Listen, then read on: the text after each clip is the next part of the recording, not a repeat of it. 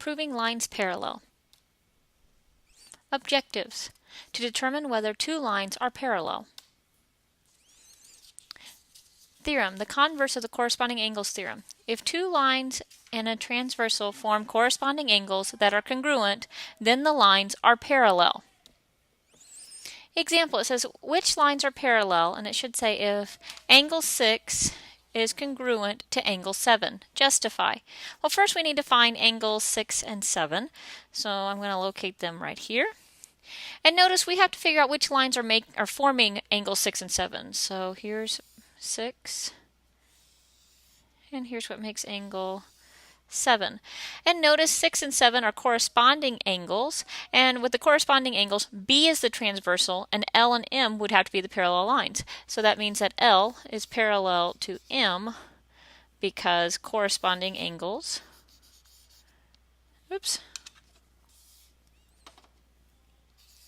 corresponding angles are congruent.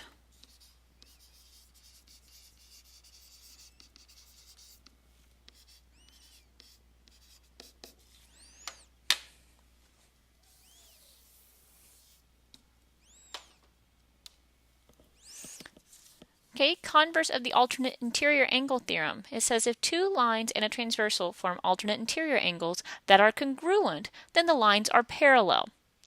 The converse of the same side interior angle theorem says that if two lines and a transversal form the same side interior angles that are supplementary, then the two lines are parallel. Theorem: the converse of the alternate exterior angle theorem says if two lines and a transversal form alternate exterior angles that are congruent, then the two lines are parallel. A flow proof is a proof that uses arrows to show logical connections between statements. Example 2. It says, given that the measure of angle 3 plus the measure of angle 6 equals 180, they want us to prove that angle L is parallel to angle M, or parallel to line M. Okay, so first things that we're going to look at when constructing a flow proof, we're going to start off with our given information that the measure of angle 3 plus the measure of angle 6 equals 180. That was given. And for a flow proof, you put that in a little box and say, okay, there's one statement that we can make. Notice it has the statement and the reason in it. Then we can say, okay, well, if I know that these guys are supplementary to each other, they're not equal to each other, but they're supplementary, I want to look for another supplementary angle because I can use any of my other theorems to help me prove that the lines are parallel. So you could either go with angle 5 and 6 are supplementary, or 6 and 7. It doesn't matter. It will change the outcome in the end as of the reasoning behind why you know. Because if I say that angle 5 and 6 are supplementary, that means that angle 5 and angle 3 would be congruent, and I could prove the lines are parallel by alternate interior angles. If I say that 6 and 7 are supplementary, then I could prove that lines are parallel because 7 and 3 are corresponding angles. So it's up to you. Both ways are correct. Okay, so I'm going to start off, I'm going to say 6 and 7. So let's see, the measure of angle 6 plus the measure of angle 7 equals 180 because the definition of a linear pair. Because we know linear pairs form 180. Now notice these two statements that I have so far, they're not related to each other. But I'm going to tie this in together to say that then I can say angle 3 plus angle 6 equals angle 6 plus angle 7. And that's going to be by the substitution property.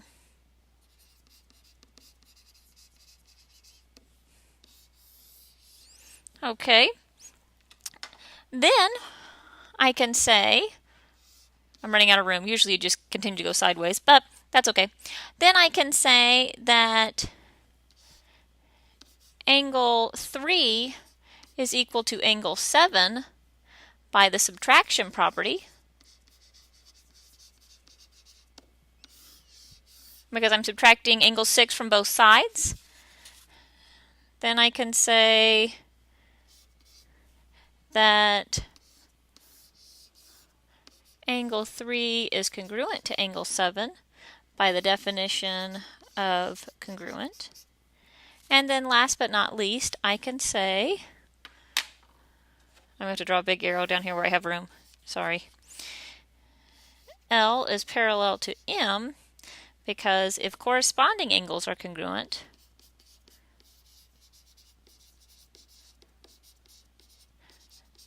then the lines are parallel.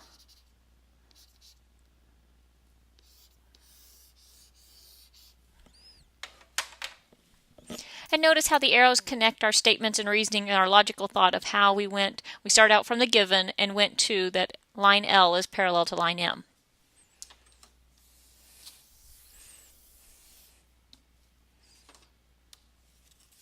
Example 3 says, angle 1 is congruent to angle 2. Our lines R and S parallel. Explain. Okay, so I know that 1 and 2 are congruent. Well, the easiest way to say this is, yes, they're congruent. And that's a yes.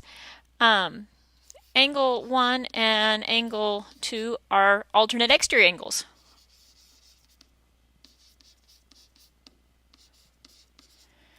And the theorem says when alternate exterior angles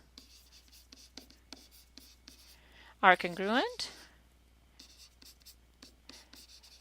then the lines are parallel. Oops, sorry.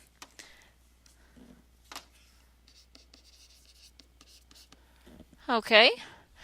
Or if you're sitting there going, oh, I forgot about the alternate exterior angles, but I do know if angle 1 is congruent to angle 2, I also know that angle 2 is congruent to angle 3 by vertical angles. And angle 1 and 3 are corresponding angles. And since the corresponding angles are congruent, then the lines would have to be parallel. So you could say yes again, but you would say angle 1 is congruent to angle 2, that was given.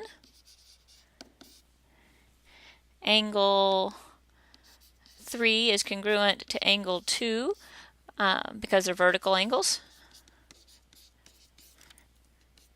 Then I could say that angle 1 was congruent to angle 3 by substitution. Which leads me to, or you could have said transitive property, that the lines are parallel by corresponding angles.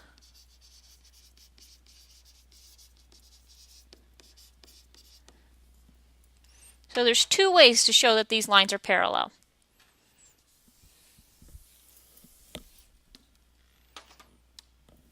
Example 4, it says, what is the value of W for which line C is parallel to line D? Well, if the lines are parallel, these angles right here that were given are corresponding angles. And for the lines to be parallel, the corresponding angles have to be congruent. So that means I'm going to say 55 is equal to 3W minus 2. And I can solve for W. I'm going to add 2 to both sides. And I get 57 equals 3W. And then to solve for W, I'm going to divide both sides by 3.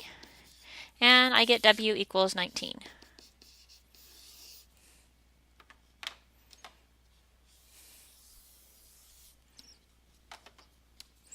Okay, lesson check. Make sure you've tried all 6 problems before you come to class. Have them written down so that way we can use Pear Deck to see if you know what you're doing. And we'll go over the correct answers in class.